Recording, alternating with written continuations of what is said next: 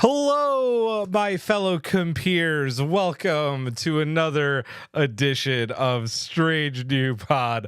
I'm your Fleet Admiral and host, Julian Brown, alongside the best bridge crew this side of the Stargate that we definitely came to this planet through. Dress laughing, but she knows I'm right. Speaking it was of, a bit too smart for a Stargate episode. it was. Speaking of Giraffe, Sub-Commander Giraffe is here still on her Oded Fur educational tour. If you know, you know. Just look at the tweets tonight. That's all I'll say. And finally, Commander MC is here sitting in the front row of Giraffe's Oded Fur educational tour because aren't we all?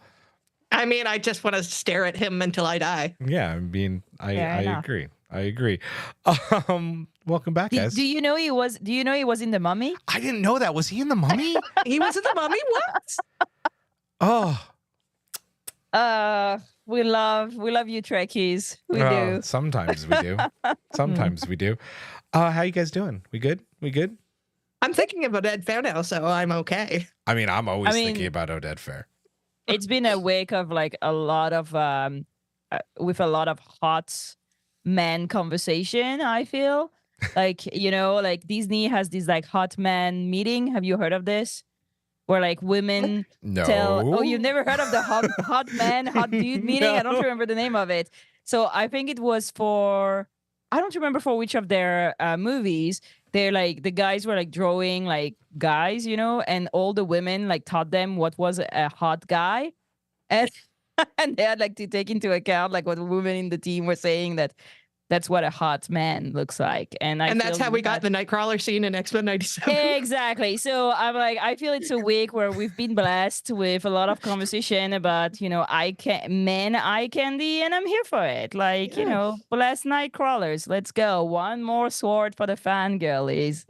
I'm not gonna lie. Like, I got a little hot for. I'm catching up on. This is a little bit of a throwback. I'm catching up on Bad Batch season 2. And when, spoilers, by the way, in 3 and 2 and 1, when Crosshair shoots the lieutenant in the chest after making them go out in the snow, that was really like hot. And like I don't know. It was just like one of those hot, cool, like action hero moments. And it was awesome. This is already a great show. And we haven't talked about Star Trek yet. If you're wondering where Vice Admiral Eric and Captain Hawk are, well, they got a little bit of the dust and they are not here tonight. They also, after the dust, decided to try and make the run and quickly went to the water bowl because, who wouldn't? I would not be able to make that run. I would get the water. They're getting sound blasted. They're getting sound blasted by Tibetan singing bowls. I love those things, by the way. Let's talk about what's happening this week. That's right. Michael and Tilly, they head to a strange new world. Hellem no. Imagine going to a strange new world. How about that? Again, both Giraffe and MC know what I'm talking about there.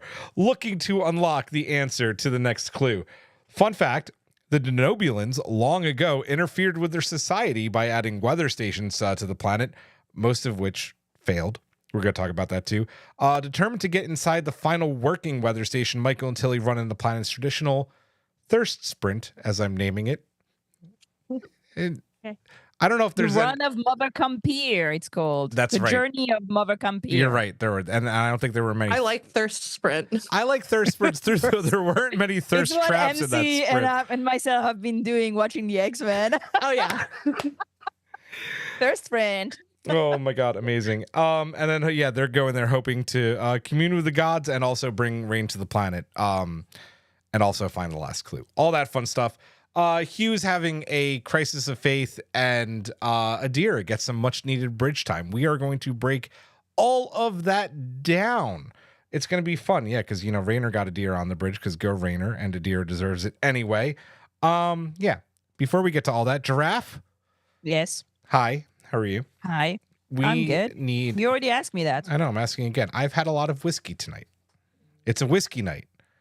You know that song? He takes a whiskey drink. He takes a vodka drink. He takes a drink to remember the good times. He takes a drink to remember of the better times. You know what song I'm talking about? Me, if I Anybody. know that. Yeah. No, it's not I Get Knocked Down. I get knocked out. And we were It was a joke. You had to be there. We need to thank our amazing Patreon Collective members at the Ready Room level and above. Absolutely. Thank you, dear patrons. Thank you, Simon Steger, Jeff Reeve, Maria Gossett, Tallulah, Jen Stein, Tina Alexander, Joseph Porito, Noe Santos, Kung Hui, Takako Nagumo, Fernanda Nogales, SMK, Laura Lindemann, Colin Davidson, Jess Go, Michael Graham, Emily and Travis, Gildara, Cassie, Naynar. Is it a song? Maggie Light, Tyrannicolicus, Wayne Ritz, Scott of Arc, Sean, Jay Howard, Anna Yurdadon, Mahalani Uchiyama, Matt Harker, Devi Millet, Tara Poland, Slip74, Cal Angoli, Michael Kwan, Meredith, Caitlin, Elizabeth Dean, Kilt Check, Sedano 317, Puka Hair, 35 Short. Speaking of Stargate. Hey. Cat TP, tripping the read alert over a pineapple, Sean Manning, Asher, CBF, Chris Waterman, RHCB, Martin Simpson, Seven Rasmussen, Norman Buckwald, David Prime Hildebrand, Taryn J. Robinson, Ensign Lexapro. Lexapro. Yeah, sure. Lexapro. Eric the Red, Trouble, and Jamie Roberts. And thank you to our amazing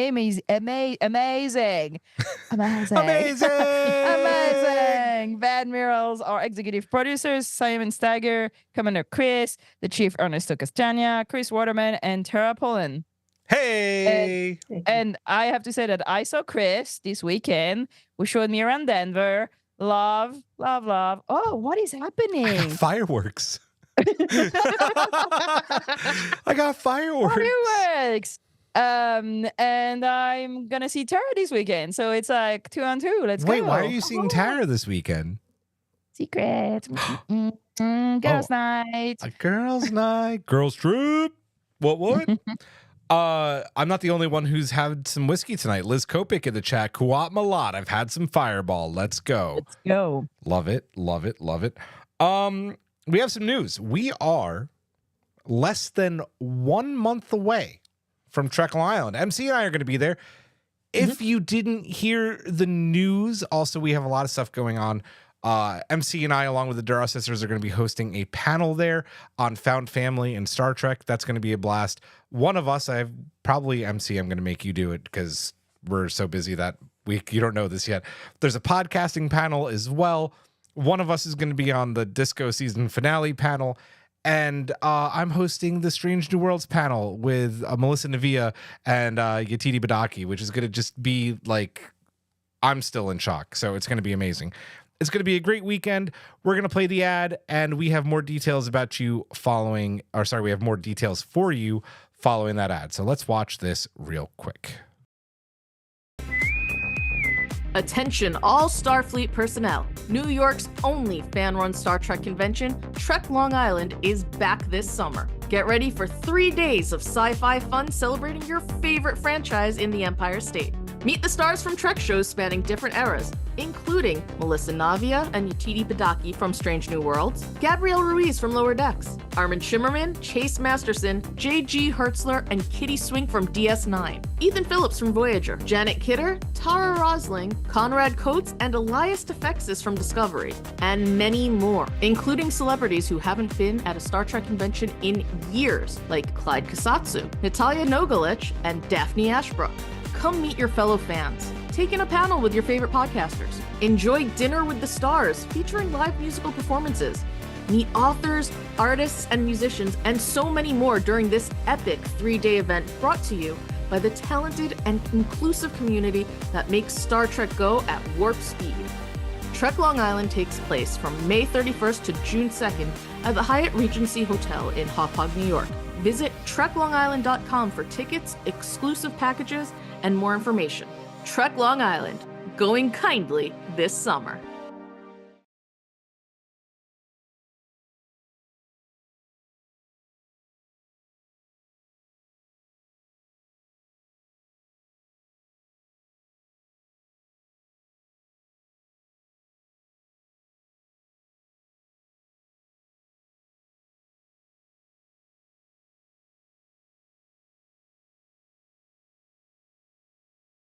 Hi, sorry about that. Also, again, this is what happens when Julian runs OBS.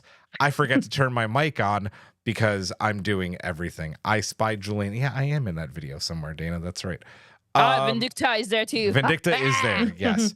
Yeah, don't let me run OBS. This is what happens. Though I think I made everything look really pretty tonight. I'm just saying. Julian, you're doing a good job. Thank you. Good job, Julian. Thanks. Without you, we would not be doing any of this. I mean, yeah. You think I'm gonna run OBS? Please. No. Exactly. So yeah, we're gonna be having our big get together with the Duras sisters at Dave & Buster's on the Friday night of Trek and Long Island. So beers, snacks. We can go like destroy the Death Star together. We could shoot dinosaurs in the Jurassic Park game. We could play some skee ball. It's up to you. It's gonna be a lot of fun. So make sure you come out to Dave & Buster's that night. We have a whole lot of other stuff happening. And time and things happen. So you're getting 2 live shows next week. Ooh, uh-oh. We getting buffering? Are we still live? Are you guys there? I'm still alive, but it is buffering. Oh, we were back. Yeah, we're back. All right, we're back. Mm-hmm. Uh-oh. All right, we're back. Good. I don't like buffering. We are going to be coming to you live on Wednesday at 9:30, our normal time, 9:30 p.m. Eastern time for our Star Trek 2009 15-year retrospective. For those that don't know what 2009 means, that is the Kelvinverse, the first Kelvinverse movie. It is going to be amazing. We are going to talk about all the things that made that movie fantastic. We just keep winning this week. Yeah. It's going to be a great week. Yeah. Yeah. So we have that coming up. And then MC is dressed appropriately tonight. MC, what's going on with your t-shirt there? My t-shirt is one of the Heroes and Villains Xavier school shirts. It is and very it is nice. totally awesome because Heroes and Villains has a great X-Men collection, and they also have a great Star Trek collection and Star Wars and so many other things. And you can save 20% on your first order by using our code STRANGE. Indeed, that is true. It's a great time to get their X-Men collection with only 2 more episodes left of X-Men 97.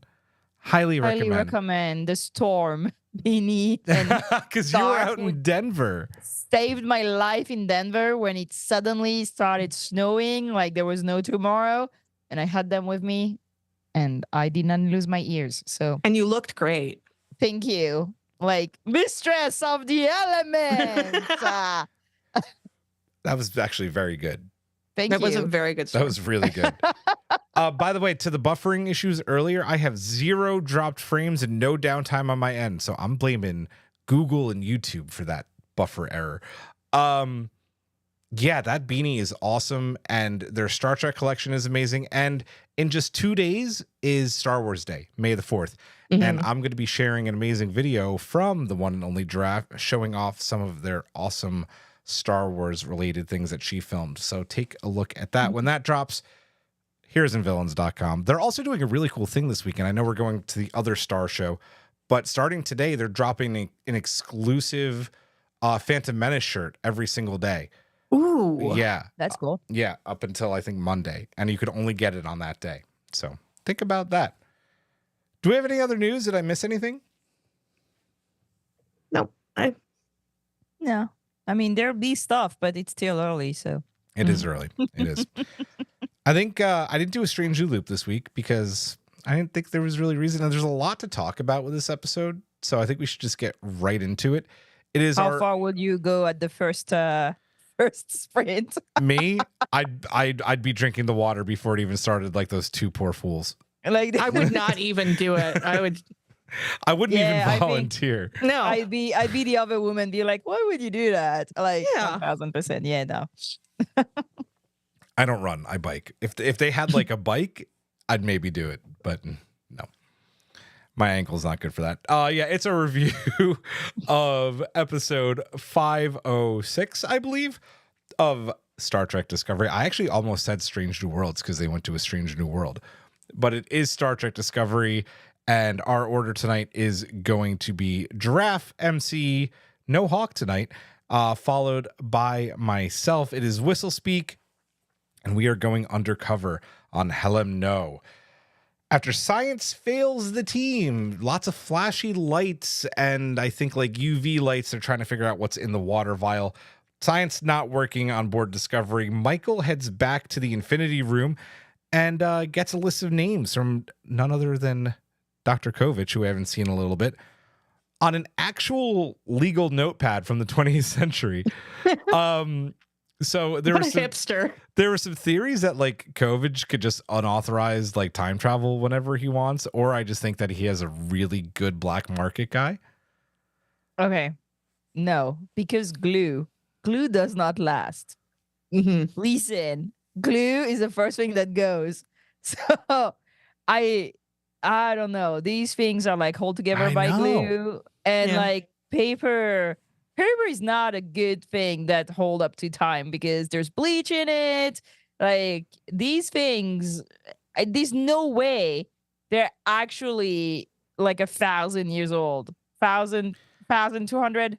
Like There's more no than way. that. I my This is too only fresh. my only other thought would be that it was like vacuum sealed somewhere, and he knew someone where like I know what it is. He's Okay. got a little mini Guardian of Forever that he can reach into and go to Staples.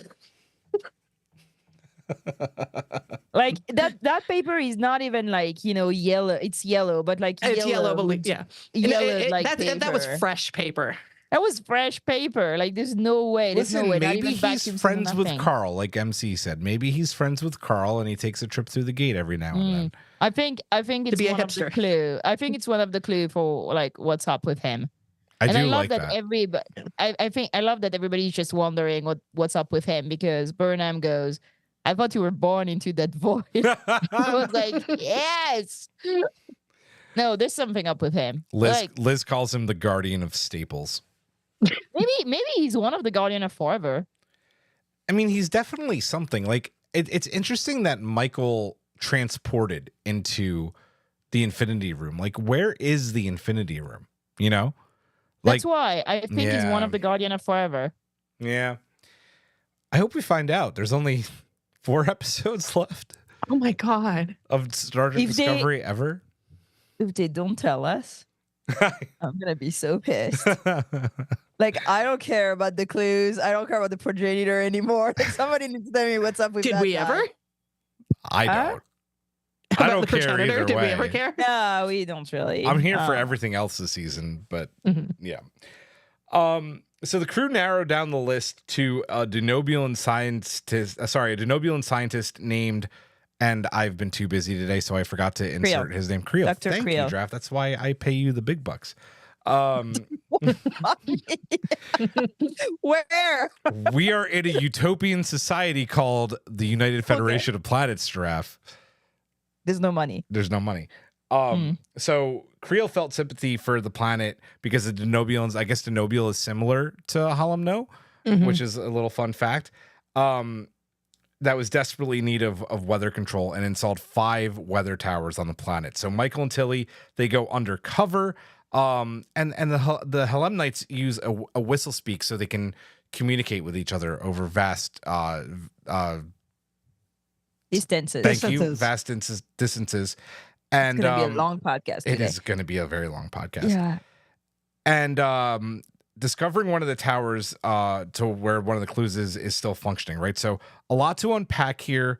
What did we think about getting from there, the vial, to here, Helemno, and Michael's xenoanthropologist also coming back out a bit? Who's up? So Giraffe. I that's me, right? Yeah. Yep. You are so Giraffe, yes. I thought that it was a neat clue, but it's a clue that's impossible to solve without having the name of the scientist. So, it gives them the name, they find the clue. I was like, that's a little bit forced. But I'm like, at least we know the name of the scientist. I like the fact that there was the Denobulan, and the next one is a Betazoid, right? Mhm. Yes. And I like that because the first clue was sending you to Beta Z. Yeah. And everybody, I would love to see some more Bethesdoids, to be honest. I'm here for that. I'm just sad that we don't get to speak more about the Denobulans, and we don't get out a bit more. I don't know. I know we can't get a flashback or something, but maybe a picture of the scientist, because she goes and like look him up and so on. So I would have loved to see another Denobulan. I like them. I think they're neat. I also think it's very clever to have the Denobulans do that, because it's again the Prime Directive to go. Like, they say it's humanitarian and so on, but Star Trek is never clear about what the Prime Directive actually let them do. We're going to have this argument later, but like, I feel like this is a breach of the Prime Directive. Well, they actually do. Well, actually. Like Giraffe hasn't been mansplained enough to tonight. Yeah, right? Tell me what's a Venn diagram, baby. I know what a Venn diagram is. So we see Star Trek doing that a lot. We see it in Strange New World with Children of the Comet, where they go and try to redirect the comet because it's going to hit a planet. We see it in episode 1 of Discovery, when they go down to open a well because there's no more water. We see it numerous times we see it in Into Darkness. It's the opening scene is them like trying to save a planet from the volcano erupting. So we do see them counter disaster in order to save civilizations that exist on the planet. So I don't know. I didn't find it totally weird that the Denobulans did it. I just find it like kind of neat and cute that they did it, because they like the people there and they recognize their struggle, and they didn't want them to struggle through the same thing that they struggled with. But they kind of totally abandoned them also. Well, and that's the issue. They never came back to check on them and accidentally like created a deity, which I think is where the Prime Directive then goes out the window a bit. I mean, are we following the outline, or like can I just talk about this? I mean, I think at this point, since it's already come up, we can, MC can go. Well, I mean, I was just going to say that apparently we didn't have a California class ship to go check on this planet. Not yet. Yeah, right. Bucks again, contact for them. I agree with Giraffe. I really would have liked to have seen a Denobulan, because I think actually, bringing up Lower Decks is the only time we've ever seen a Denobulan in anything other than Enterprise, and it would have been nice to see another Denobulan. In terms of the whole Prime Directive and using it, or not using it to save a civilization, it's very nice to see a Denobulan actually saving a civilization rather than causing a genocide. I was going to say... Too soon. But you know what? It still winds up in them having to sacrifice people. So there's... Well, yes. Yeah. But it's not their fault. It is kind of their fault. It's a little their fault. And yes, we're getting into this. Part of the problem with what the Denobulans did is that all of the other examples we have come up with about times that the Prime Directive has been bent, if not completely broken. They call it humanitarian intervention. I think they call it in the Yeah, but those are all like singular events. Like Into Darkness, they're cooling down the volcano because it's going to erupt with the comet. The comet, they're moving it out of the way. But this is the way their land is. They're putting something in to completely change the land, and obviously it's something that needs to be maintained, which they don't do. And this, I think, would be an example of they're always talking about, the path of evolution or whatever. These people need to find another place. Like, I mean, there must be another place on this planet. And if not, then, sucks to be them. Let them die. Well, I mean, like, you can't just put like this technology on their planet and expect them to be completely fine, because technology obviously breaks down, because that's what happens with this episode. And then you get the whole thing with the deities and human sacrifice, and if anything, like the whole like human sacrifice to deities, like that's the whole issue with the Prime Directive. Like that's when it's like, ooh, Prime Directive should have been maybe this was a bad thing. I'm debating whether to bring this up because I don't think it's a spoiler. It has to do with the next episode, but like I seriously don't consider it a spoiler. But like this, it's so okay. You know what? Paramount could fucking get me in trouble for this if they want, because I seriously no really I don't think this is a spoiler. This is such a little prime like hole in the wall, like not a big deal Prime Directive thing. At least in the next episode, like we don't hear about it. Like it never fucking happened. So I mean, like that's with any other show, like, that would not surprise me. Discovery does surprise me a little bit. Like I don't think it's like, okay, so first of all, you're like post Burn, and you're like also post, like we know everything that happened in 24th century with, you know, like the Federation going into themselves and closing to other people. We saw the same thing with the Burn and so on and so on.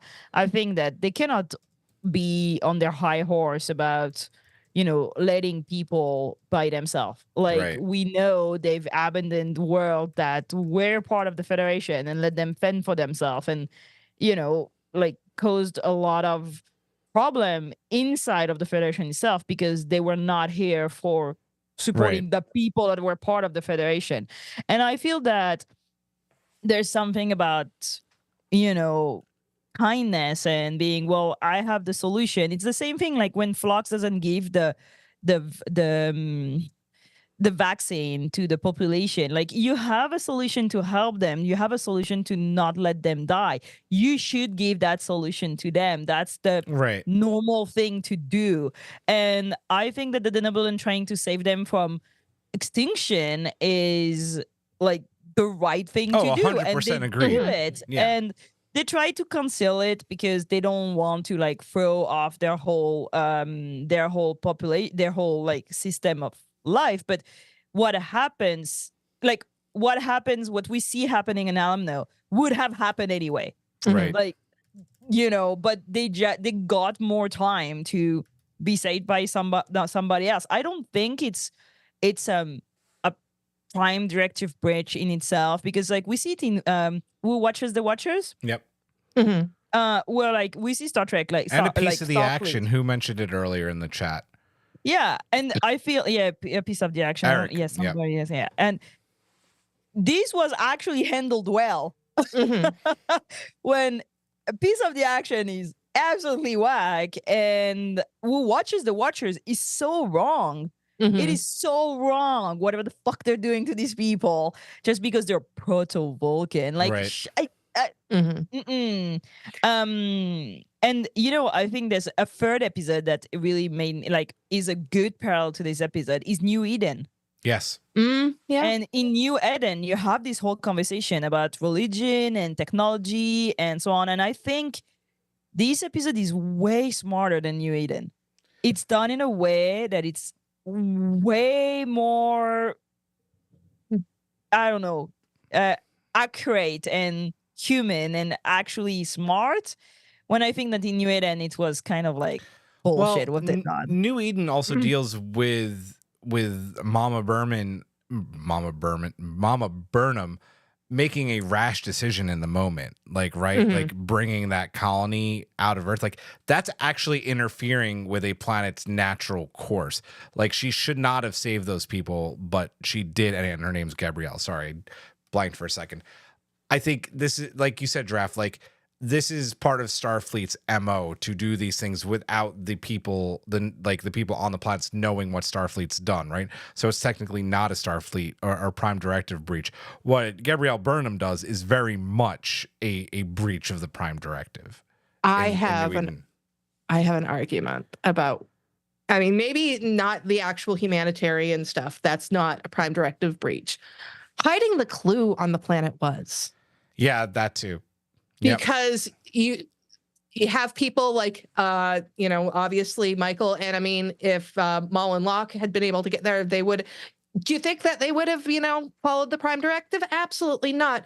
And this the whole crux of the episode is about the fact that these machines are failing because all of the records of what has been done to this planet have been erased because they need to hide the clue.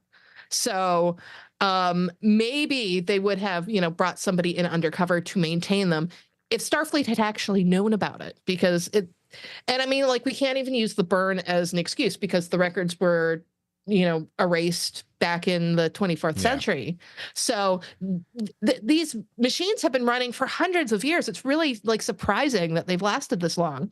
And the whole reason all of the records about what was done to this planet were erased is to hide a fucking clue, which is really dumb. So I think that is the biggest sin. I think the only thing with that too is that those scientists were not acting as members of the Federation at that point, right? They went their separate ways from the Federation. So the Prime Directive didn't apply to them, quote unquote. Real quick, go ahead. When does the Prime Directive? Well, yeah, agreed. I want to read Michael Kwan's comment here real quick because honestly, this is what I think is going to happen at the end of Discovery. Wouldn't it be funny if there was no progenitor tech at the end of the trail? These 6 scientists just wanted to teach a very important lesson to society. Well, that's what I was going to say. It's each clue matches a lesson, right? Yeah. Mm-hmm.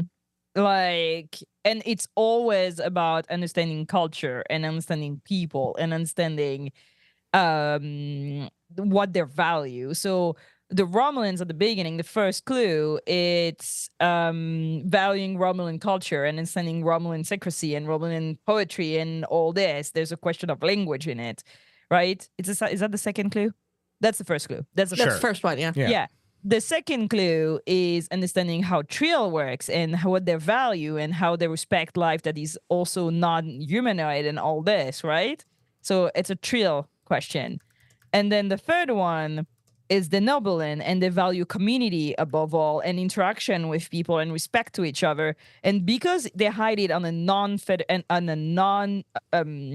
a pre-warp society, that means that anybody that wants to get the clue has to get close with these people and understand how they work and their sense of community and their sense of link to each other, which was the actual lesson to learn. But I think but they still learn about this. I kind of like the lesson that they get about it.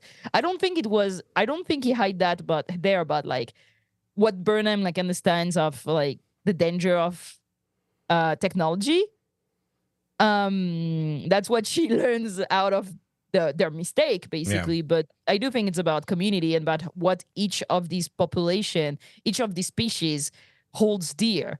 So Betazoid is going to be very interesting because they also value connection and feelings and empathy and all this. So the goddess of empathy.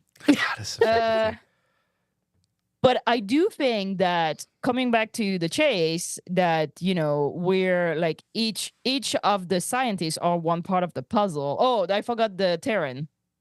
And the Terran, yeah. And it was a question of freedom, what their value was, their freedom and be able to be free and break free. So each piece of the puzzle is actually a question of culture and understanding all the cultures that, in the chase, they kind of say we're all part of one piece of them.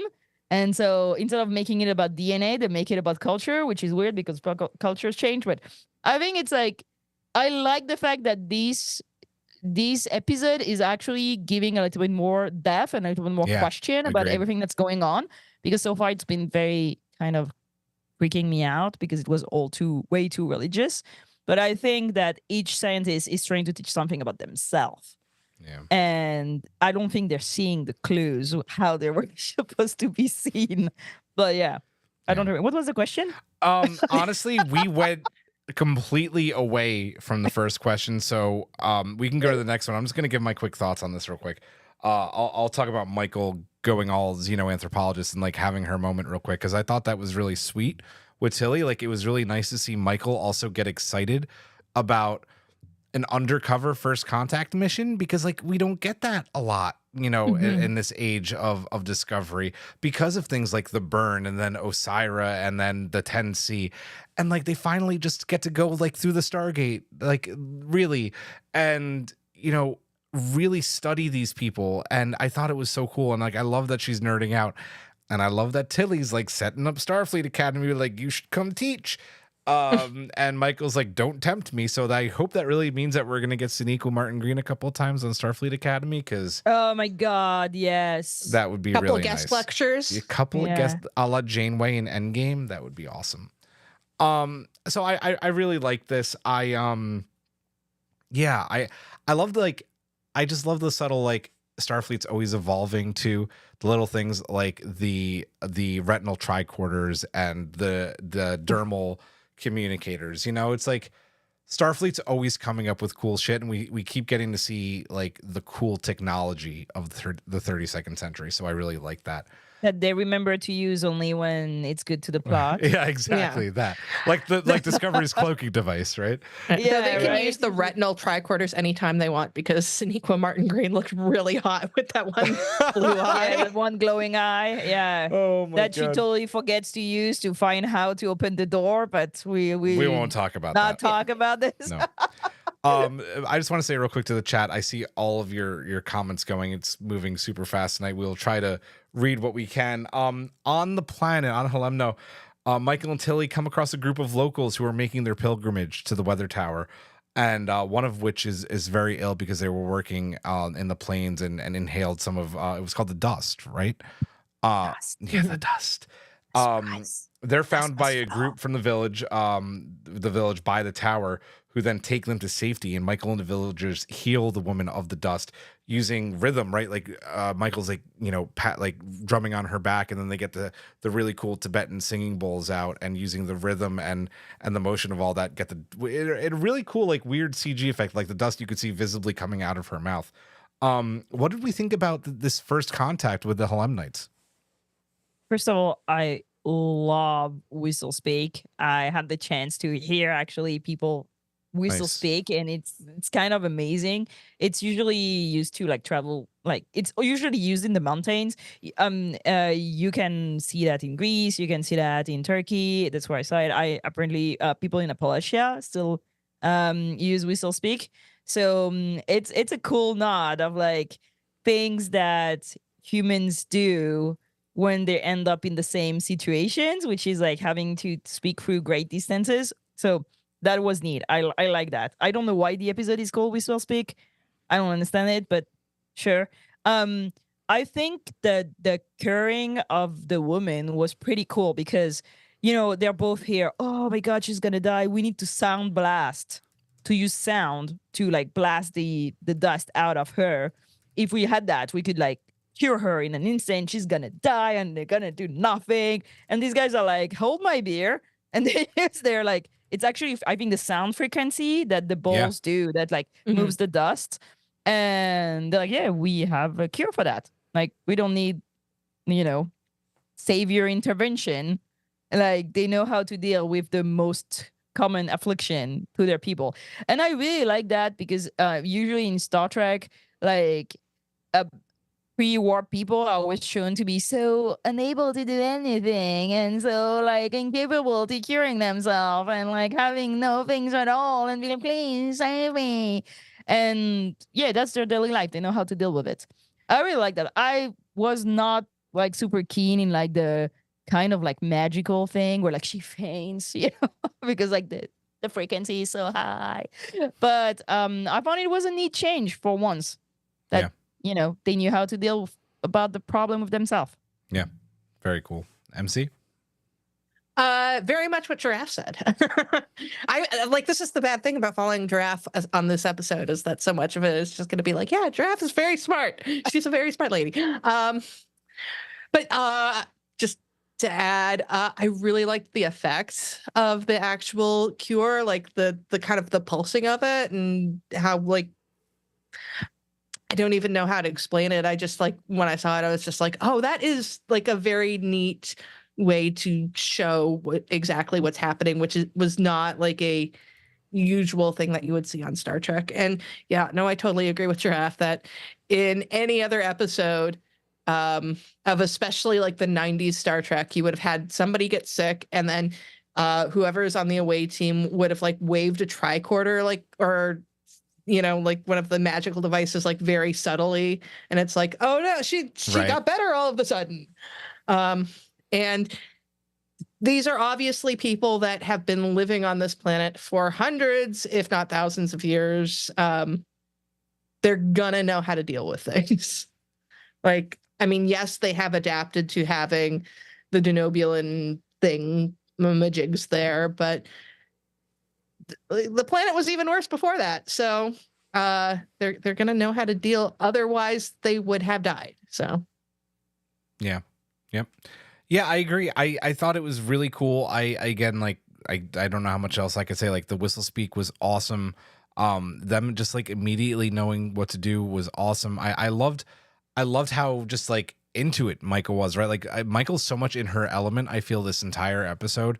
And even though she passes out, it's still like she just immediately like fits in, right? And later on, we're about to talk about it when she's like, I want to make the run. She just like, she goes with the flow of everything with this planet. Like this is what she was trained to do both on, well, no, I wouldn't even say because she didn't go to Starfleet Academy, what she was trained to do on Vulcan, So it was just really cool to see. I like this a lot. CBF says this episode was like the first 3 Indiana Jones movies in one. Yeah, like a little bit. Yeah, a little bit. Maybe not Temple of Doom. I guess the sacrifice. Maybe the sacrifice part. Oh, I did remember something else I wanted to say on the whole Whistlespeak thing. Yeah, go ahead. I was really mad that they didn't use it on Strange New Worlds because it would be something perfect for her. Oh, right? Yeah. It was a very good Strange New Worlds episode. It was a great Strange New Worlds episode. Oh, man. Like, that's what I've been wanting from Strange New World episode season 2, like all along. And then we just got like Spock is sad and Spock cannot get laid. Yeah. And I know he can get laid too much. That's the problem. Yeah, too much. I don't know what's going on with that guy. Yeah, Yum Yum Cut your Pod agrees. bangs, The tribal sacrifice is very Temple of Doom. Yeah, right. Yeah. So let's keep going. So Michael gets to know more about the tower and what it means to the Helenites. She figures out that they have a ritual race. And what was it called again, Giraffe? The Journey of Mother Compere. That's right. Thank you very much. And that's where they go to commune with the gods and sacrifice themselves and ask for rain because rain is very rare on the planet. Tilly and Michael both join the race along with and I put this in quotes because he's not the village leader because there's no status They on a don't whole lot. have No, they don't play status. Yeah. But the equivalent of the village, main guy. the main He's guy. the priest, no? They I don't say think the he priest or something? did refer to him as the priest. Yeah. So his child Rava also joins the race. As they're going, which results in them taking basically a salt bomb to give them like that's what I thought. I think they just gave them a shit ton of salt.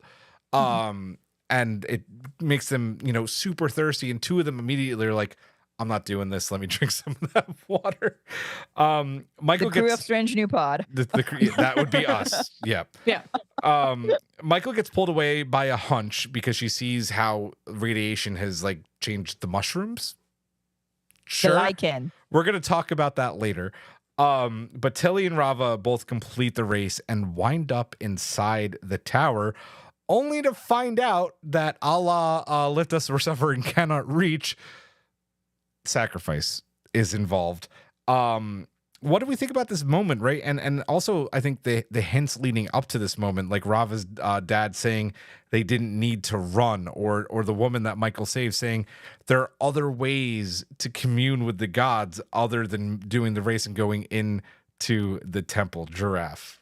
Okay, so nobody knows how to read the room anymore in that, like, suddenly I was like, when people are telling you, you're going to speak to the god, this is not good. Do not do it. Like, like, and the other thing is that, like, I mean, she's a xenoanthropologist, woman. Like, don't you know that, like, things don't mean the same things in other places? Like, don't go, like, do their, like, religious stuff without knowing what it leads to. How much the priest doesn't want his daughter to do the thing is your first freaking hint. If he doesn't want his kid to do it, don't do it. And the woman tells them, oh, my friend, she did the race.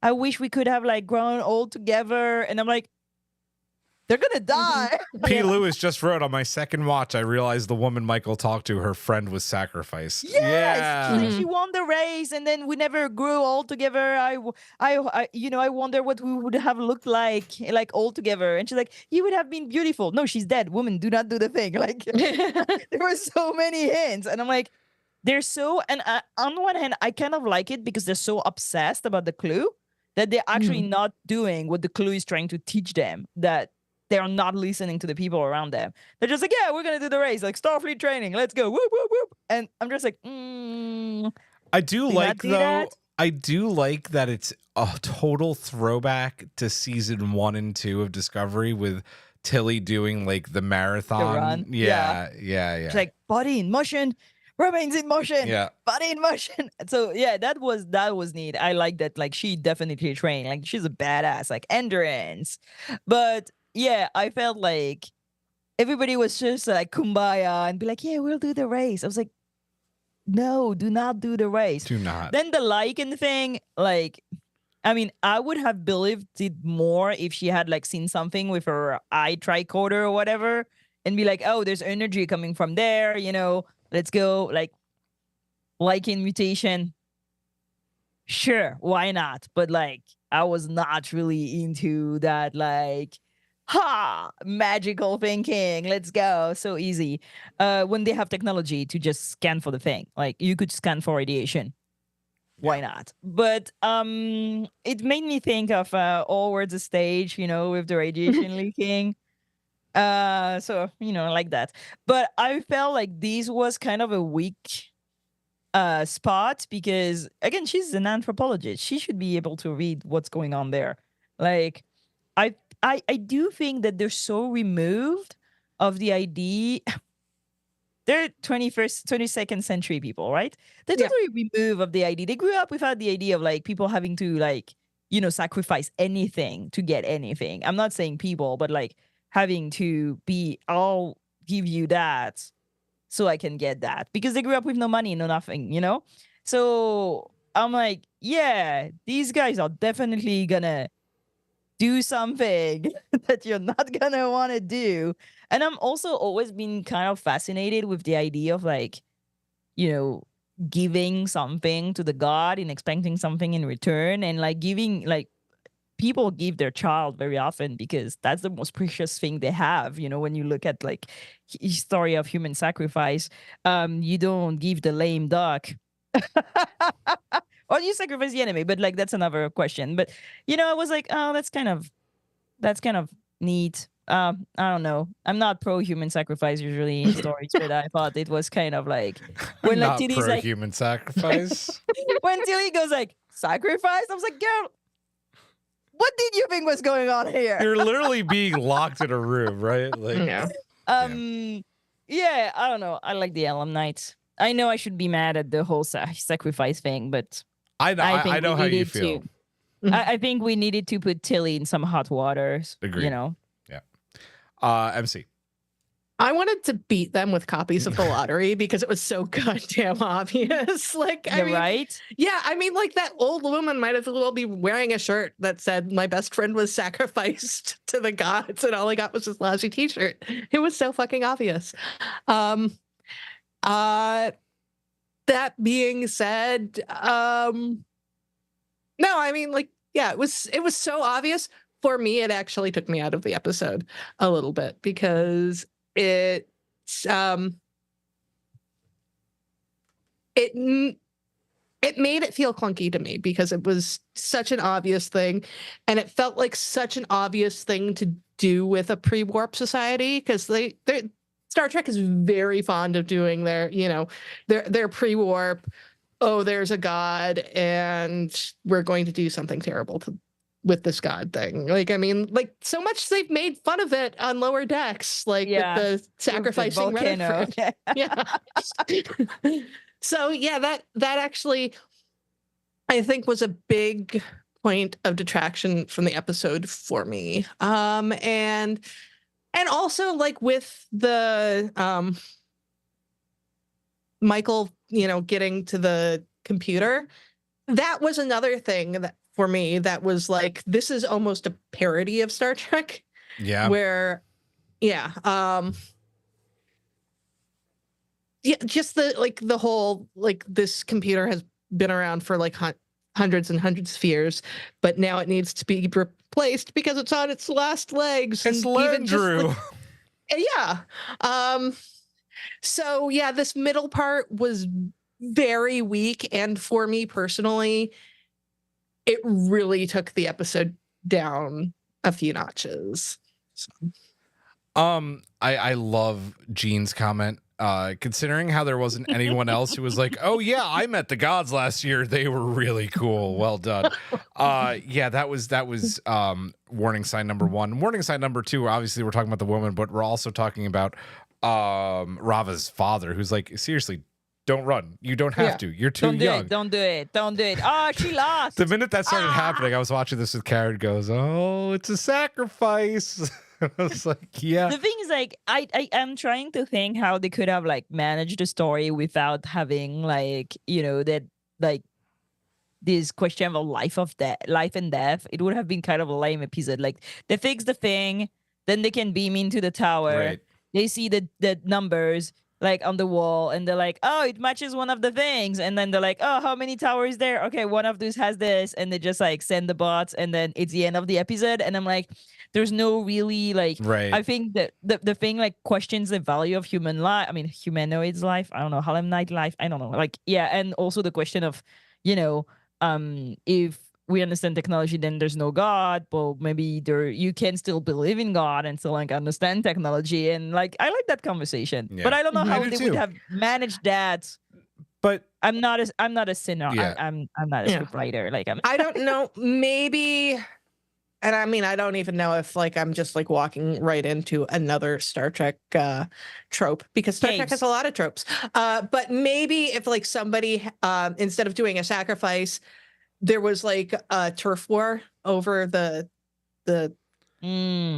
But that's also been done, right? Like we saw that's that. what I just said. I know, but like not even in Star Trek. Like we saw that in what episode of The Mandalorian? Like the 3rd or 4th episode of Mandalorian season 1. Yeah. You know, so like it no matter what, there's going to be a trope, and to keep going, like part of the reason it didn't take me out of the episode and that I actually enjoyed it, even though I kind of had an idea of what was coming, was the way in which they were going to the sacrifice. I actually thought was very unique. Like one, no one was being forced to do it, right? It's always a choice in their society, which I thought was really unique to this episode. And the other thing was, even if you've committed yourself to doing it, you could still get disqualified and people still cheer for you, right? Like before the run even started and they took the salt bomb, the 2 people go and they drink the water, and it's like, that was a very worthy effort. Like, well done. No one's mad at them for not making it, right? Like, it seems like it's a very personal choice, whether you want to say sacrifice is a good thing or not. And I think that's very unique, and what makes this a very cool sacrifice is not a good thing. Yeah, very cool. But what makes this actually a very cool like Star Trek episode and Strange New Worlds episode, because it does something I feel like we haven't necessarily seen before, which I enjoyed. I also want to read Michael Kahn's comment about the Legion thing making sense considering the environmental findings around Chernobyl. Like, I didn't have any problem with Michael noticing that stuff, because that's just like what she does. Like, she does notice those things. Well, the thing is, like, mutations are very like random happenstance. What tells you that lichen on that planet acts like lichen on Earth? Like, you know, it's so much easier to have a trade where I'd be like, oh, there's a radiation leak. Right. Like, your Geiger counter would find the radiation leak before you find out the mutation. No, that's fair too. That's fair too. It's just like, use science. It's way better. Fair. Yeah, I agree. Like, about the things, like, I was wondering how they started sacrificing people to the weather tower, like how that happened to be. And I think by closing the door and initiating the thing, I think they managed once or twice to actually like pump it and like make it work. And then somebody was like, 1 and 1, if we put somebody in there and like lock the door, it works. And what kind of like troubled me is that they don't give them more agency than that. Like, nobody tried. They knew the thing was working in a certain way. They knew that the rain was coming from that thing there, and nobody tried to find out how it was working. You know Right. what I mean? Yeah. Like they associated to gods and like killing a person when you're like, nobody was like, let me try to like Just log the do thing it, and see right. what up. And like, without killing somebody, which I feel in 900 years, you've Right. never had anybody be like a dork and be like, I'm gonna figure out how it works. Like, I don't know. On to continue on the subject, Yummy on Pod writes, it was a choice in a way in Lift Us We're Suffering Cannot Reach, with the kid. Though I don't necessarily agree with that. Like, everybody on that planet is aware that they're doing something incredibly wrong. Right? No, they're not. Well, okay, well they think they're doing right. I mean, I think some of them know that it's fucked up. Like, honestly, I No, think they're not. you don't think so? No, I think some of that's them the know it's thing. fucked up, but they choose to believe, like they choose to bury it. It's the need of the many. Right. The They need ones of the who believe many. it's fucked up don't participate. And They walk away. They walk Yeah. away from Omelas. That's a whole book. yeah. No, okay. The one who walk away from fair, Omelas. fair. Yeah. I don't know still if that's necessarily the same as this, right? Because No. that kid is basically groomed to take that role Mhm. in Lift Us We're Suffering Cannot Reach, which it seems like in the very little that we see of the Halemnites, it is 100% voluntarily. Like, no one ever has to be like, you are making the run. You don't have a choice, So I think it's a little bit different. Yeah, and I think like the whole point of Omelas is that there are people who object to that. Mhm. and Right. They live in the next planet, Yeah. Like, so they Yeah, and exist, but they're out. Yeah, and the thing is, like, yeah, you can't even be in the society if you have a problem with it in this. It's just like just like, I'm not really into this whole run thing. Yeah. Yeah. Let's keep going. This leads to Michael needing to make a choice, right? To break the Prime Directive to save Tilly, which she does, also saving both Tilly and Rava. It also leads to a really wonderful conversation between Rava's father and Michael about how technology intertwines and weaves through people's spiritual beliefs, which I thought was a really respectful and cool way that Star Trek has not done often to have this conversation. How the people of Halemno seem, or at least some of them seem ready to move on from things like ritual sacrifices. What do we think about the outcome of this episode and whether Michael did break the Prime Directive and this conversation at the end? I think the Prime Directive has been so fucked that, like, technicalities. And I think that, again, at that point where, like, you have people dying, let's, like, not be dicks, Like, you can help them, This is a good counterpoint of, what's the episode with Phlox where he leaves, like, everybody die because... Dear evolution? Doctor. Dear Doctor.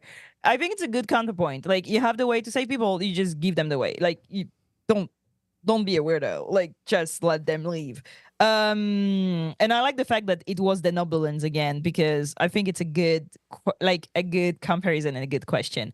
I like the conversation at the end. I really like the priest explaining, like, what is going to happen to my society when we change this. And because we tried to change this before and it was a clusterfuck and people fought and there was, like, a lot of like tensions. And I really like that because that's the whole question is like you can't tell people, like, suddenly, like, again, in Who Watches the Watchers, fuck that episode also, it's like on my shit list. Like, what they just, like, beam the guy up there and, like, save him, and they're like, oh, you saved, and he's freaking out because he's in a med bay, and then they're like, we're gonna explain the Picard. Ugh. And when they're like, are you a god? And he's like, no, yes. I was like, dude, you're not a god. You just tell them no. Like, stop playing with the Proto-Vulcans. I like how she's like, no, I'm not a god. No. And to say she's a god would have, like, been so much faster. Yeah. Like, to say you're a god. Say, yes, I'm a god. You do not do that anymore. Here's where fix the thing and go away, But she doesn't. She just, like, tell him, no, we're not a god. And, like, this is technology. You need to use it and you need to maintain it because that's how you're going to save your people, which is way better than the alternative. But I like the fact also that it's up to him in the end. he can tell the others. He can also not tell the others. Like, he can deal with it how he wants, which we don't know what happens. So I like that better than her talking to everybody and being like, here's the key to the technology. And I have also one thing that I like been discussing a lot because we're playing Valhalla at home. You played Valhalla? Yes. Yeah. All like So- platinumed all the way through. Yeah. Unfortunately. So, there's always this very good question where people like call the Middle Ages like the Dark Ages because they lost a lot of like technology of like Roman Empire. And it's always a question of maintenance. Like Yeah. aqueducts are cool, but you need to maintain them. If you don't maintain them, they're gonna fail and you're not gonna have water anymore. Same for like the roads. You need to maintain the roads. If you don't maintain the roads, then you don't have roads anymore. Same for everything, right? And I feel that it's the biggest question is like maintenance. Like you need to maintain your technology, maintenance the technology if you want to keep using it and having all the good things that come out of everything we maintain, or electric grid, or nuclear grid, or or water grid, and all this. If you don't have engineers that are taught how to maintain. I cannot say that word. You got it. You're doing great. Maintain the things, then your civilization is gonna fall apart because you won't have water, you won't have rain, you won't have electricity, you won't have heat, you won't have roads, and all this and all this. And everybody's always like, oh, the fall of the Roman Empire. The Roman Empire fell the day they didn't have people to maintain the infrastructure. And I really like that episode because it's all about fucking maintenance. Maintain your stuff. That's all you need. Here. Hurrah to engineers who maintain all our stuff so we can have electricity and do podcasts.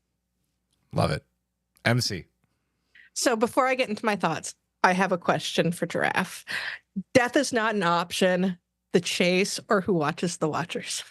Oh, who watches the watchers? Like, I 1000%. Because you know what? It's bad anthropology, but at least there's no gods. Fair enough. Okay. So my thoughts on this episode, or this part of the episode. I do have one problem with like this whole thing. Like I did enjoy Michael's discussion with this guy, Rava's father. But I have an issue with the fact that he's the only one who knows. Because that gives him an awful lot of power. He is suddenly the only person who can maintain the safety of the entire, culture. He seems like a very nice guy, but having that much power over a society, if we were in a situation where we were having second contact, I could totally picture the 32nd century version of a California class ship coming to this planet and having him become like Lord Emperor. I don't know, because one, the Halemnites don't have a power structure on their planet, right? Like there's no class. And maybe I'm wrong, but from 1 hour of an episode and seeing this guy, I don't see him as someone who would ever take advantage of that kind of power. Well, like I said, he did seem like a nice guy, and yes, they didn't have a power structure, but suddenly if you do have that sort of power, like it was something that came into my mind. Yeah, no, fair. Yeah. And on the other hand, apparently, I'm the one who's poking holes in this episode today. So they can't do anything about it. Like, if they show up and just like open an engineering school, that's gonna be weird. Yeah. But I think that now that they know the planet exists, I think they can keep an eye on the structures. Like from afar, like let them deal with it. But like maybe I think offer Michael support. also hinted that like the crew was going to teach some of the Halemnites how to maintain the other weather stations. Okay. I wonder about this. Like she straight up said it. Like they already broke the Prime Directive, so I think they're gonna basically help these people now. Mm-hmm. Well, let's hope they have better second contact protocols by this point. But I think it's a good parallel because like that raises a very good question because like maybe Michael is a good person and she can like handle the progenitor tech, but what tells you about after you? Yeah. You don't know. You don't know Right. what the hell like people are gonna do with that thing. And I think it's the same thing you're saying. Like, okay, they have like now that guy knows how to fix it. He's a guy, it's a nice guy, they have no power structure, but this can change. No, And it what could, happened yeah. when it changed? Yeah, When he's it going to have to changes? teach somebody else eventually. And who what knows? happened? Yeah, what happened if the person is like, oh, I can actually become the god? Cool, I'm gonna do that. Right. I think that's why Starfleet and why Michael's like, we're going to teach you how to use it. Like, we're going to make ourselves known, right? Like, I think it's at a point where they can't ignore this planet anymore. So whether that means that it'll be a path where now they're kind of influencing Halemno's, I guess, overall, like what they're going to do. Are they going to share everything with them or just share how to fix the weather stations? Are they going to share warp drive with them? Like, are they going to advance their society? It's like, it's a big question because they're known now, right? Or at least they're known to Rava's father, it's... Yeah, I don't think that they would open things up because, I mean, yes, the Prime Directive is broken, but it's broken with one person on the planet. And all of the stuff that you just mentioned are just like huge. Like, I'm immediately going back to like, actually, Dear Doctor, when Archer is talking about maybe giving them warp capabilities, and Paul says, we worked with you like 60 years ago or whatever, and we're still there. You don't get involved in planets this, I'm sorry, I'm going to use the phrase primitive, like giving them warp drive because, I mean, especially right. And I don't think that that's the yeah. case, right? Like, I don't think that that's what they're going to do, but I don't think that But they don't know that they're actually primitives also. Like primitive, because Yeah, like that's the thing. Like they use the technology, they have no fucking clue how it works. Like the sound thing, right? secure. Like, and it's always the problem with like like the primitive culture in Star Trek is like you've been there for 10 seconds. How do you know they don't have technology you don't understand? Right. Mm-hmm. Which clearly they do in a way. It's like the fucking episode in Lower Decks that I don't like with Peanut Hamper. Yeah. A something Like, something. very clearly. Yeah, I forget the name of it. Something Mathematically perfect redemption. Yeah, and like they're like, oh, they're primitive, and they're not. They're not at all in the way Starfleet consider people primitive or not, which again is wrong. Like, well, yeah. I actually think that's one way that Star Wars handles primitive planets like a lot better, right? Like they don't pretend like they can't access them, and like they go to them and they land shuttles right in front of their face, but that doesn't mean that those planets also like have that technology or can leave on those shuttles, right? Like I think Star Wars does a better job. But with it's a whole problem with like Luke Skywalker grew up on a slave planet, so let's talk about how. But that's the thing. That's the thing. Is like always like trying to classify civilization in like primitive or not primitive. Like it's like ridiculous because like Tatooine, it's a slave planet, and you're like that is not good. Right. But do they have warp? You betcha. Yeah. Like. It's always that problem with like Star Trek being like, oh, the noble savage, oh look, they're all kind and they don't have any power structure and they have free gender, oh, they're so good. But then like you don't actually fucking know because you've not talked to them. So they're good on which standard? On yours, on them? There's no standard for them and for that. And I do think it's the whole question that maybe they're going at is that the Federation consider themselves civilized and advanced and like kind and good. But like there's no barometer for that. You just decide per your own value what is wrong and what is good. And when you have the progenitor tech, what you're going to do is what you consider good at that X moment in your own civilization, which doesn't mean like they learn from the 10C that is very variable by culture and species and all that.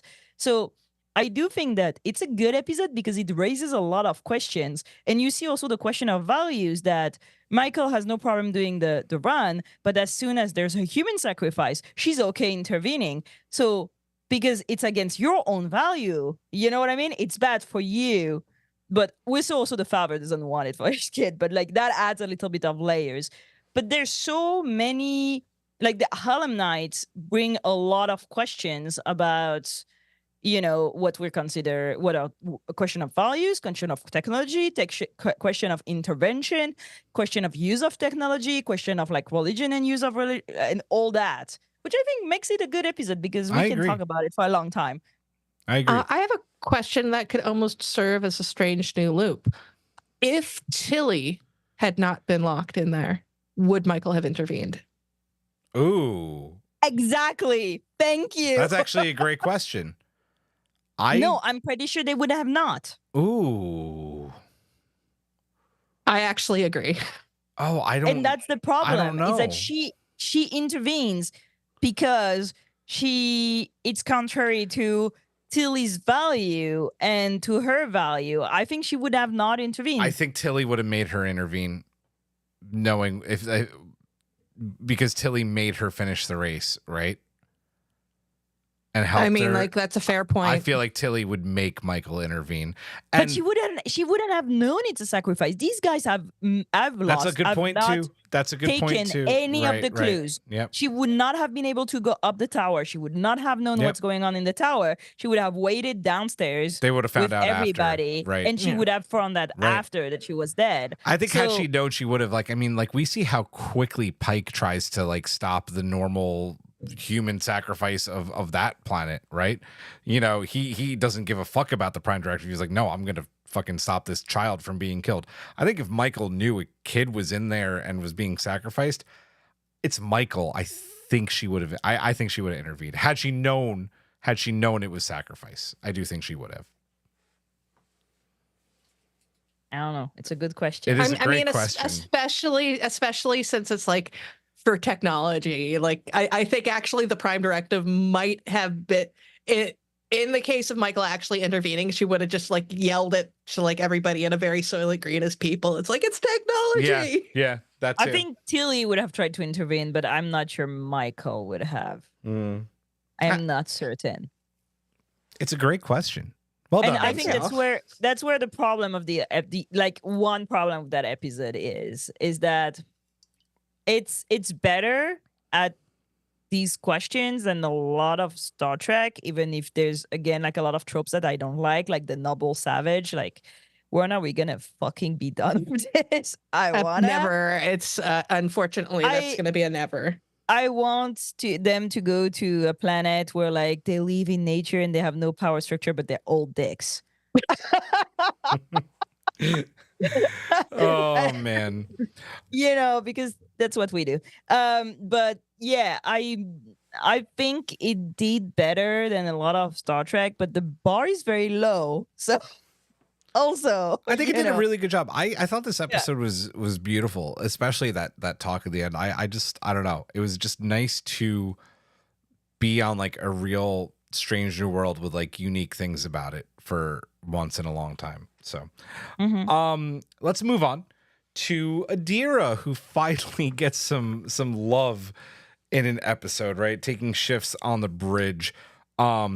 We get much needed Adira time as they request more time on the bridge. Rayner, like fully on board, gives the seal of approval, and we see them really come into their own in this episode, right? Adira helps Michael figure out the control panel on the weather station, even though Adira still questions themselves a little bit during it, and Rayner's like, fuck that shit, none of that was your fault, you asked to be here, I know you can handle it, get out of your own head. And then yeah, like they basically just get his full support, which I loved. It's another great like Rayner moment in this episode. And I think this really helps get their confidence back after that whole Crenham time bug incident. What do we think about Adira and Rayner on the bridge? Sorry, I was answering the chat. Cool. About human sacrifices. I like the fact that Adira is on the bridge because I like seeing the bridge, and I miss seeing things happen. I miss seeing things happening in the bridge, on the bridge. And now that Detmer and Oshikun are still gone. I think I was wrong last week. They're on their honeymoon. I think they're gone. And I'm like, why would you change your whole bridge crew in your last season? Well, they didn't know they were getting canceled. Yeah, but still, it's weird. I will forgive them if they say that they're on their honeymoon. Yeah, they went and got married, and we're like, yes. So I don't know. I think it's a weird thing. So I welcome having Adira on the bridge because they're a known feature of Discovery, and I like having bridge crew I know. Because we don't get to know the other ones also. Like, what is going on? Like, so yeah, I'm here. And I like, what they're going through with the inner saboteur and blaming themselves because that's what everybody would have done. And everybody's like, oh, don't blame yourself. You know the drill. But they're a kid and they're going through, what is it, a breakup-ish? It's a breakup. It's a breakup, yeah. Yeah. I don't know. I like the fact that Rayner is like, I'm going to keep you busy. I'm going to give you science to do. I'm here for it. Nice. They're so cute. MC? I really did like that this was a storyline of Adira that was actually them being competent on the bridge rather than dealing with their personal life, because as demonstrated by my 10-minute long rants, I was very upset with what they did with their personal life. So it was nice to get back to them doing science.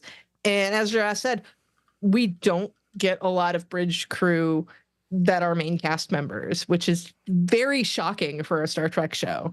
I mean, that's probably because they don't spend as much time on the bridge as, like Next Generation. So I did like seeing them on the bridge, and I really liked the hesitancy where it's just like, oh, this is important, don't ask me. And Rayner was just like, no, absolutely ask you, because you're here on the bridge and this is what you wanted, and you don't get training wheels with this kind of thing. So it was very cool. Yeah, that's what I absolutely loved about this whole thing, right? It was Rayner giving Adira a type of like tough love that like I think you would get like more harshly from other first officers, but it was tough love in a really endearing kind of way from Rayner. It was like tough love with tons of confidence, right? Like, you're a good scientist. You were a good scientist before you even put on a Starfleet uniform. Not that he says that to them, but like just that like that wasn't your fault. That line, like, that wasn't your fault. You need to like leave that behind. Like, you literally helped Michael put this 800-year-old technology back together. Like, get out of your damn head. And it was just cool to see over the hour of this episode, a lot, if not all, of their confidence come back. And Lou DeBarrio's a wonderful actor, as is Cal. Cal and Keith Renee and Blue's just like their whole they had really good chemistry together in this episode, which I thought was really cool. Like, kind of like from a mentor and mentoree type of point of view. So it was cool. I think it was a story I didn't know I needed, and I'm really happy that we got it. We have a lot of Adira love in the chat. Gene writes, Adira and Gray should have just become Polly. Not wrong. Yeah. I mean, Gray tried. I think Gray did try, and Adira was not having it. I think Gray was like, yeah. there are many other ways to be in a relationship. Yeah. Something like we could explore other ways to be in a relationship, right? Yes. Something like this. Thank you. P. Lewis. Adira needed to hear from some other Stamets. Thank you. I knew I was going to forget to say this tonight, and I'm so happy someone said it, because now I can go on my rant that I wanted to make about this. Yes.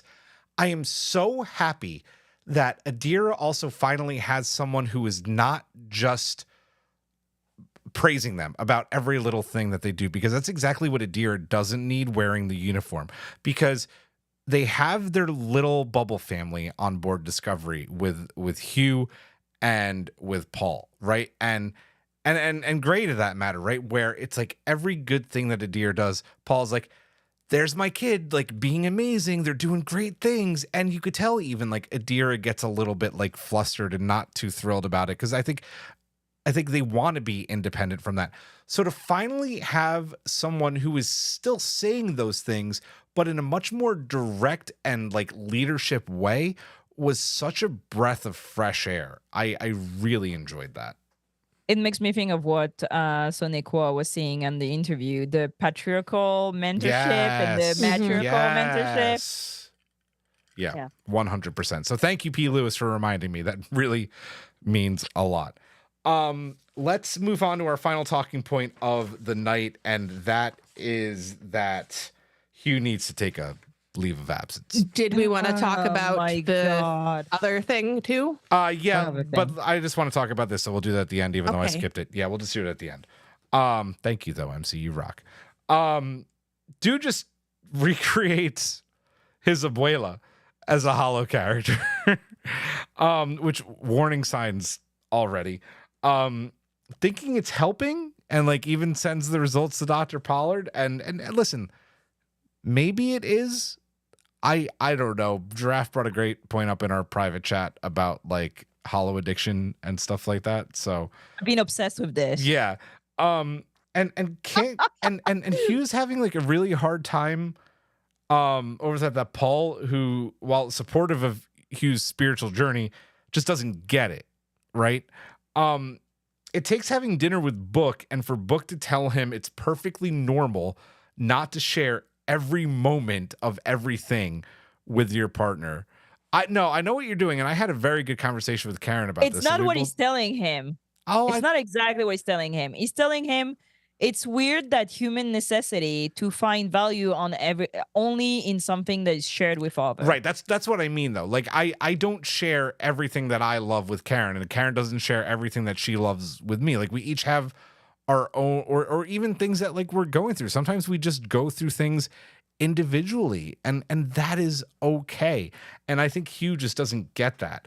But meanwhile, what like we don't remember, and I think the show is also forgetting a little bit, this dude has been through literally dying, moving 900 years into the future, being a therapist right after coming back from the dead to an entire crew, and then having a whole new consciousness put inside of him, voluntarily, of course.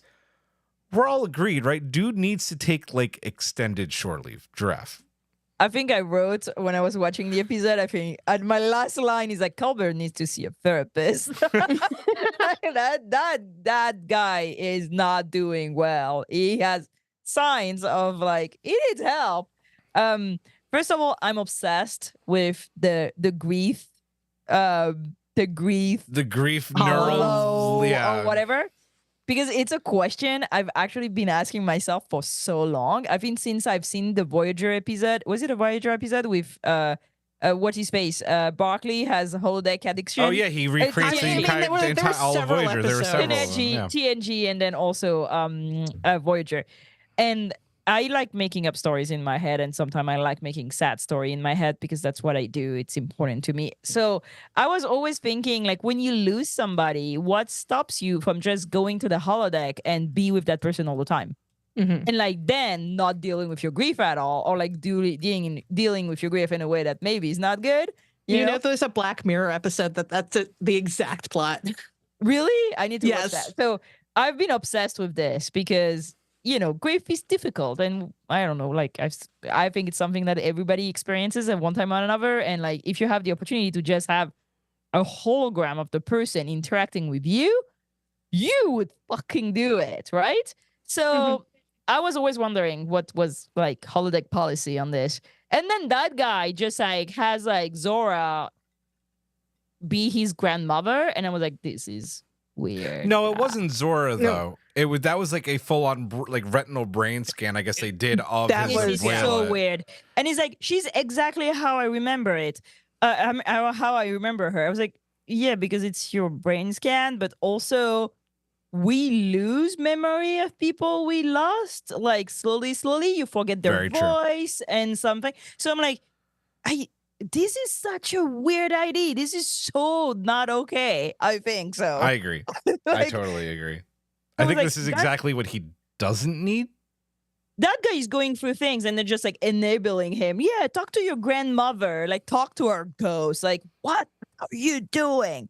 And then like she's like, oh, you're a man of science. I was like, oh, good. We're like finally going to like go back to like trying to explain things in a scientific way. Mhm. And then Discovery was like, no, fuck you, giraffe. We're not gonna do that. Like, so he's all totally fine. And sure enough, Stamets is like, oh, that's great. Like not getting a hint that there's one thing, maybe you don't share everything with your partner, but there's a moment where your partner should be like, you need to see a shrink. There's something with you that right now needs to be addressed, not by me, if you don't wanna, but needs to be addressed with somebody. There's something not okay with you right now. So he goes to Book, which is like, you know, such an emotionally balanced man after losing his planet and trying to kill everybody. Like, there's choices were made in the episode. And I'm like, sure. And he's like, that guy is like talking to his dead grandmother and being spiritual. Like, you put whatever you want on behind that. Like, if MC is like telling me she's becoming suddenly spiritual, I was like, are you in a cult? Is that the cult? What are you doing?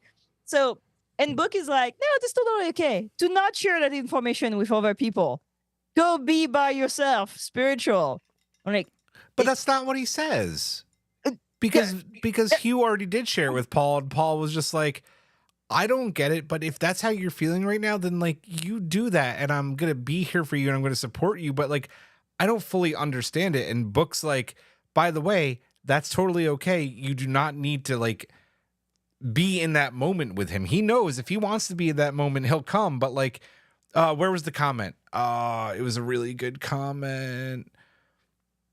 Keep going. Men will literally recreate their grandmother in the holodeck That instead was of the going one. to therapy. Yeah. Oh no. CBS says when Book says being alone is your oldest best friend, and like I relate to this so much. Like listen, I've been married for 14 years, and I love The Zoom going. is giving you the thumb up. 14 Zoom. years. 14 years, and I love doing stuff with my wife, and I love doing stuff with my kids. But every now and then, like, I'm going to go to a wrestling event and I'm going to go by myself because I know that they don't enjoy it as much. Or I'm going to go out to a bar by myself because I just need to be in my own company. Or you know what? I just want to go see a stupid movie that no one else is going to appreciate. And like, I can enjoy my own company and go through things. And like, I'm going like right now, like I'm going through a little bit of hard time at work. And like, I'm not going to burden Karen with that because she's got her own shit. And like, I'm just going to fucking figure that shit out on my own right now because I can, and I'm going to be okay. And I can be within myself for this moment that I'm going through. Yeah, but he's not going to the theater by himself. He's talking to his dead abuela. Okay, I know He that thinks he's part being is possessed. the problem. Yeah. And he's like thinking like about like his soul and like scanning I his know, brain I get that. to And make I'm sure with he's you not on that. possessed. Like, I'm with you on that. I'm with you on that. I'm just talking about the Paul Hugh dynamic specifically. I think the Abuela shit is a bit bonkers, but like, yeah, no, I'm not disagreeing with you. Anyway, MC. Is it MC? I don't know anymore. MC, go ahead. Okay. In terms of the whole Abuela thing, the whole brain scan thing, I was unclear if it was his brain scan or if like Zora found like a brain scan of his Abuela. That was No, I think it's his. It's his. It's his. okay. Because he says like that's exactly how I remember her, and I think it's like I understood it was his. I mean, like even if it was her brain scan, like he could still make that comment, because I was actually wondering if maybe like the whole reason why they did that was to do something like introduce like this thing as part of this B plot, and then have it maybe later on be part of the A plot with like hollows of like the scientists or whatever. That was just a thought that came to my mind. I might be completely wrong, but you know, that was just, you know, I wanted to have some reason for this scene to exist other than Hugh falling apart. Though I do have to say, like, if I had the ability to like do a brain scan of my mom and be able to talk to a hollow of her, 100,000% would do it. Yeah, I would too. Like, Yeah. In a heartbeat. Same. Yeah, in a heartbeat. Yeah. I mean, would it be weird? Absolutely, Yep. but I would still do it Yeah, Would it be because good in the long run? I don't think Yeah, so. right. I would Probably so not, do no. it. and yeah, like the episode of Black Mirror, it's called Be Right Back, and it's a fantastic episode. And it does deal with this exact topic. This whole thing with Hugh, I mean, yeah, I mean, like you've laid out everything that has happened to him over the past 5 seasons, and like any one of those things would be enough to like send anyone. Right. It's like when Picard didn't get like mandatory shore leave after being tortured by the fucking Cardassians, or okay, he did go on shore leave Or turned after into a being Borg. no, he did go on shore leave after being assimilated. But yeah, still, wrestling with your brother solves everything. no, yeah, of Like, course it does. Go take a week off to like shake the Borg out of you. What? Yeah. I did like that the B and C plot in this episode to deal with characters that we don't get a lot Yeah. from. I really like Hugh a lot. Same. So even if I was hurting so bad for like all of these like how nothing felt like it was really solved. I still like that they at least decided to focus on him. And honestly, what happened to him on Trill was fucked up. Like, I mean, having like this thousands of year old like I mean, I guess like he didn't have the actual Trill in him. He only had like the one personality. But even that, like being subsumed by a complete other personality, like that's a messed up thing to have happen.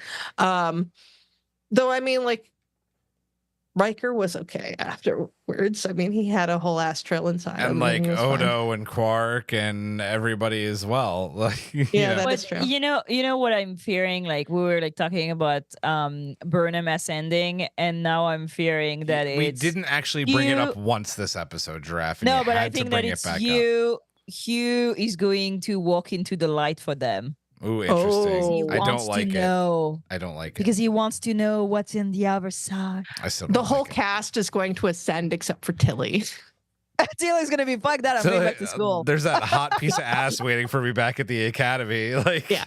I just want to go back Hi, to something girl. that Yum Yum Pod wrote real quick, which I really have to refute and not agree with, because they're talking about Hugh going to talk to Book, and they write a patient who was so tortured that he betrayed everyone last season and was on a revenge mission, to which I really don't agree with. I don't think he betrayed anybody. Like, how much of the delegates that were at that vote to whether to destroy the DMA or make first contact voted to destroy the DMA, right? Like, I think he did what he like thought is right. It's also his planet was destroyed. I don't think that it's a betrayal what Book did last season. I think I agree that it's revenge and it's definitely grief, but I don't think it's a betrayal. I think that any of those other delegates that voted to destroy the 10C had, like, they maybe gone through proper channels, would have sanctioned Book and Tarka's mission.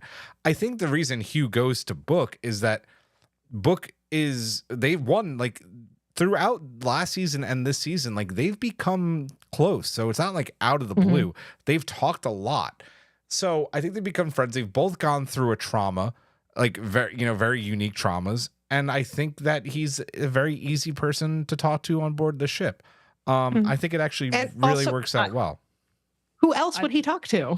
Yeah, I think that's what I was gonna say. Book is the only fucker not working on that ship. Yeah, He's sure. the only one playing video game in his like shuttle or whatever the hell he's doing. Like It's he's the only totally guy video who's games. like just like. I don't know But anything it's to not. do. He's- But Ryan, it's not a doctor-patient relationship. But Book isn't a member of the crew. It's not Yeah. Book is not his patient, so they could be friends all they want. You know, if he's a So, Starfleet officer, sorry, I Jeff. do agree with Brian that Book is not the best person to talk to, but Yeah, you know, this is also true. when you're like feeling a little bit unstable, you're not gonna ask the stable friend. You're gonna ask the guy, your friend we know is also a little bit unstable, because you know they're gonna give into your Right, bullshit. right. Let's Wait. be honest. You guys have stable friends? No, I don't. I don't. don't talk to them because they tell me to stop, and I don't want that. I want people who enable me, like Book. So Oh, amazing. I said what I wanted to say already, so I'm good. I said it when we were going through this, so I'm good. Before we get into the substitutes poll mailbag, we do have a very quick giveaway to talk about. If you have not secured your tickets for Trek Long Island yet, we are giving away 2 passes for Saturday and Sunday. So 2 separate passes for Saturday and Sunday. So we have a trivia question for you, and it has to do with one of the baddies of this season, the Breen. In what episode of Star Trek Deep Space Nine did Major Kira disguise herself as a Breen? You guys need to email all your answers to trivia@strangenewpod.com. That's the only way you can enter this time, just so I have them all in one neat little spot. We are going to take 2. We're going to have 2 winners, and we'll do that draw on next week's show. Again, winners receive 2 Saturday and Sunday passes to Trek Long Island. Get your answers in, and we want to see you there. It'll be awesome. Let's get to final thoughts on this episode. We'll go in reverse order. MC. I said this before off mic, but I thought this episode was fine. I didn't have it actually turned out that I did have a great number of things to say on this episode, but just in the first blush of watching it, I was just like, well, that was an episode of television, and did not really have a lot to. I mean, maybe if I had watched it more, which I really should have, because I had many screeners, but I only watched it the one time. But I thought it was fine. It was inoffensive to me, and I ended up, I think, in this conversation having quite a few things to say, but the middle bit did drag it down for me. All right, Giraffe. I think I liked this episode because it's taking a lot of Star Trek tropes and being a bit smarter about them, which I always complain. And it's definitely, for example, an episode that I would discuss on a panel with anthropologists, and because I think there's a lot of things to be discussed, and they're opening also this trope to something that's been more interesting. That question of you can have your gods, and now you know that there's also us. Did it fell into a bunch of weird shit that Star Trek does when they go visit Strange New Worlds? Absolutely they did.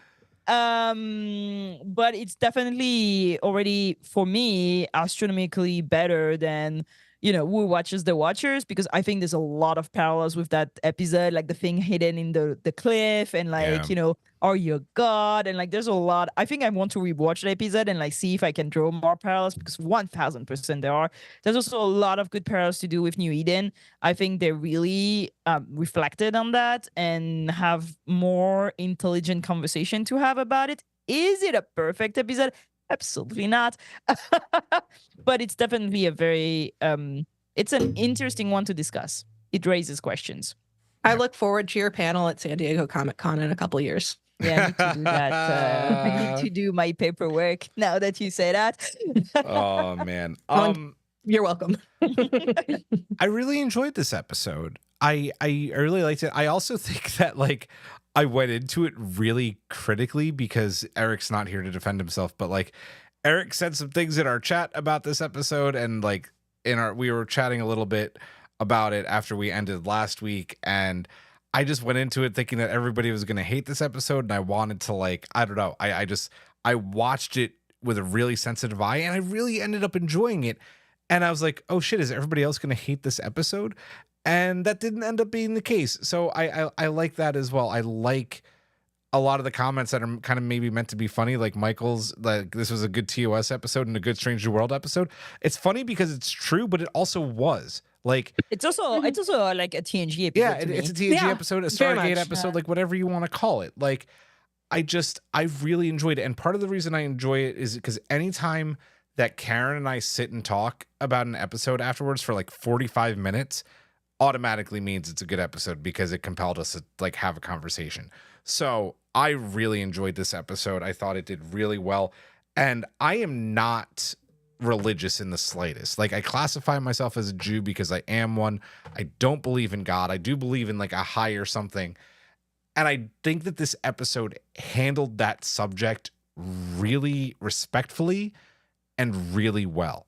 I think it was the least religious of all the episodes Yeah, done that this too. type season. Yeah. Because it's just a question of technology Yeah. and people trying to survive and all. And Yeah. but like there was not like this big like Yeah. what the people were created as. So yeah. Yep. I enjoy the lack of too much religion in my face, Yeah, to be honest. Exactly. Let's get to the subspace to pull and mailbag. Lieutenant Christopher, open a channel. Channel's open. And who wants to take the to poll tonight? Who I'll wants take to it. Hit it, MC.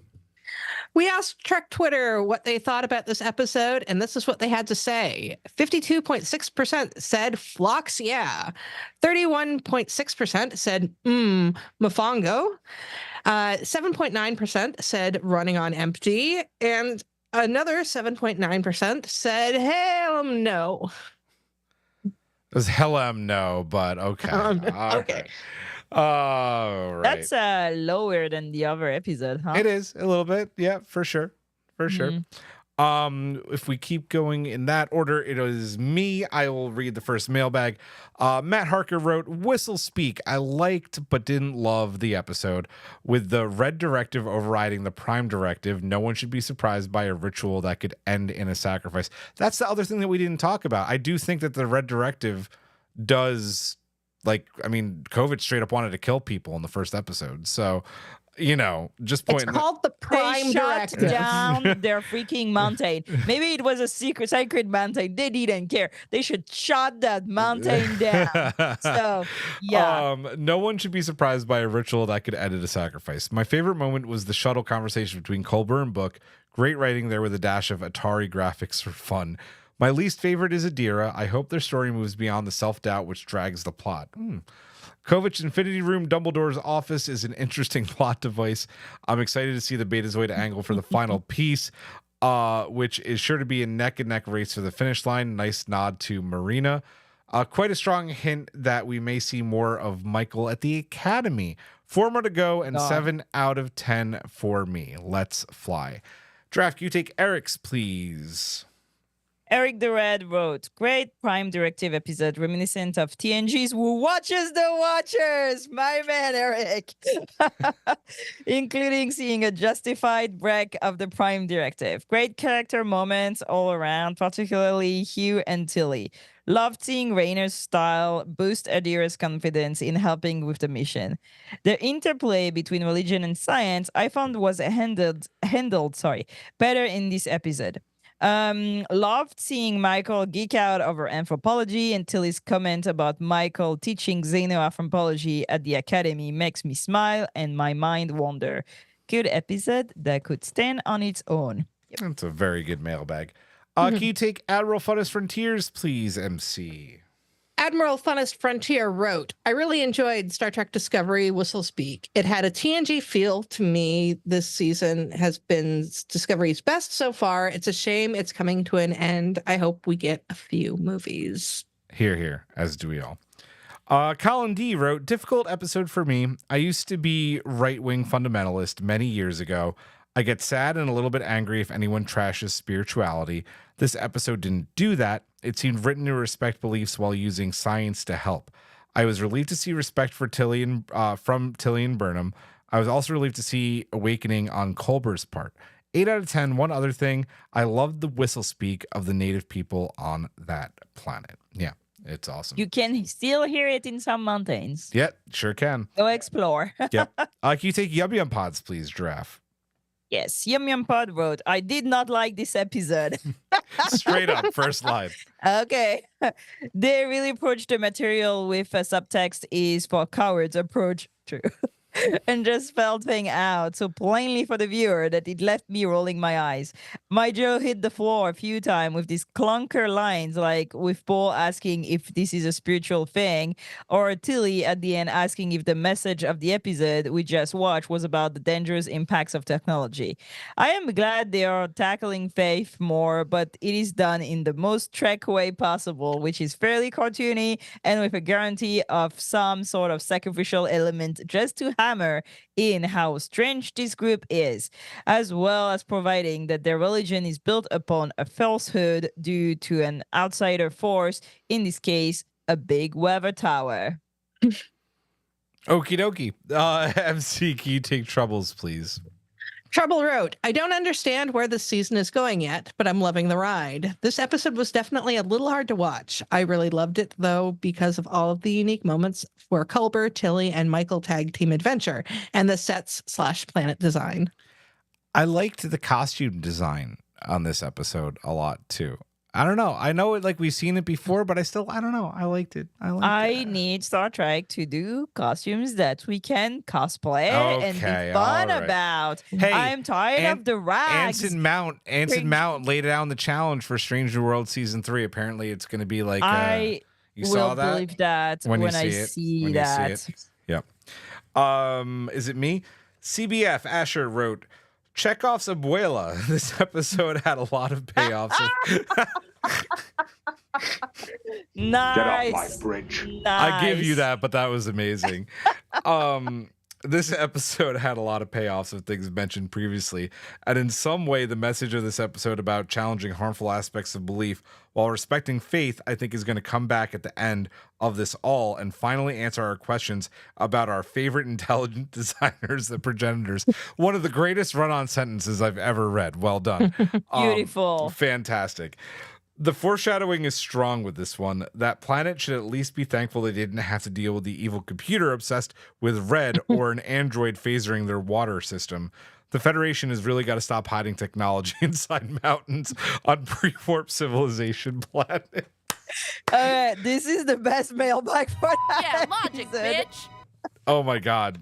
That was All true. All 1000% true. fantastic. Draft, can you take ADHD ECs, please? ADHD EC wrote, the highlight of the episode for me was Stamets and Culber finally interacting with each other. Then the last scene started to undermine it, till Book reminded Hugh couples don't have to share everything. Something you think he would know after the whole opera thing. True. Oh. The planet story was way too TOS for my taste, but I suppose every captain has to smash the Prime Directive with a monolith at least once. I'm sure I'll be in the minority in this, but all this did was show how primitive and barbaric religious rituals can be. But that's my Catholic school's trauma jumping up saying, hello! One more episode and one more puzzle piece down. I really hope Saru has a big episode next week and Detmer and Owoshikun are at least in the finale. See you at Trek Long Island. Trip plug. Yes, we know Tilly. P.S. Yes, we know Tilly is getting a spin-off. I mean, it's true. Was that it? Was that the end? That is it. Yeah. That's the end. That's the end of the show. Well done. Hey. Oh, there's so many things I want to say right now that I can't. But we'll save that for next week. Yeah. Next week's a fun episode. And by fun I mean, how can I say this without being spoilery? Don't. Sam No, Jackson. I've not seen it. No, I know. I'm gonna make it Sam Jackson in Jurassic Park when he lights the cigarette and turns the power back on and goes, "Hold on to your butts." That's how I'll describe next week. Yeah, I said it there. I said it. Yum yum. That's how I describe next week. Yum yum. That's actually a good hint. That's not a spoiler. She's in the ready room. The ready room scene for next week. Non-returns next week. Yeah, yum yum. Finally. Yes, I am saying it. That's right. Yes. That is gonna do it for this one. We will see you next week for episode 307 For 307, Jesus Christ, the show's almost over. What It's are we going to already- do? What are we going And to it's do? also 5:07. Prodigy season 2. Prodigy season 2. Yeah, Drop that it, too. Netflix. Give it to us. For MC, for Giraffe, I am Julian. Live long and prosper. Majram, sarcastic Vulcan salute. We love you. Good night.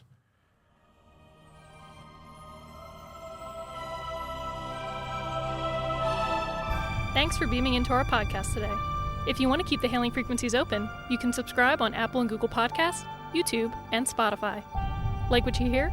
Put in a good word with Starfleet and leave us a 5-star review.